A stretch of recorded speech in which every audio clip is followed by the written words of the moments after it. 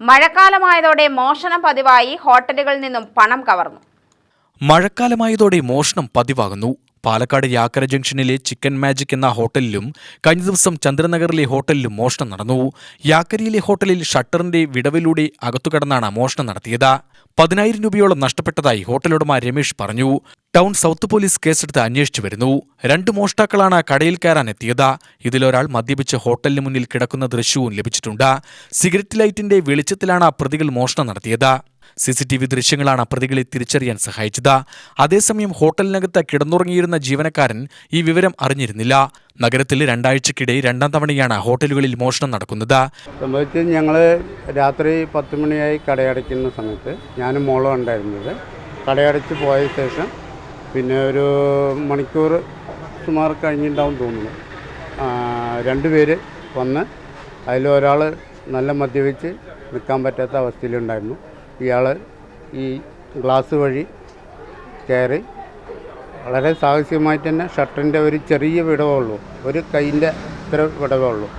ആ വിടവിൽ കയറി അകത്ത് വളരെ സോഫ്റ്റായിട്ട് തന്നെ ആൾ ക്യാഷിലോട്ട് പോയി.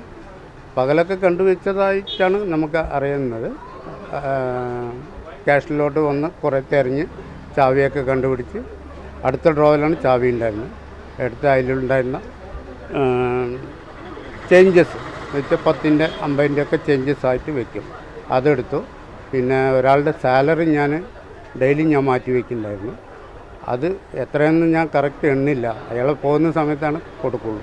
അത് സുമാർ ഒരു 10ൻ്റെ അകത്ത് കാണുമെന്നാണ് വിചാരിക്കുന്നത്.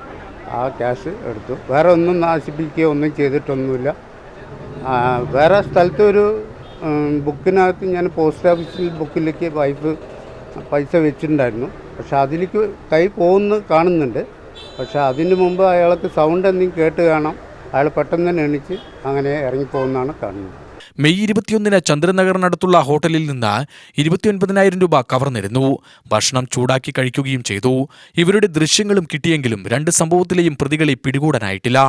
UTV news, Palakkad.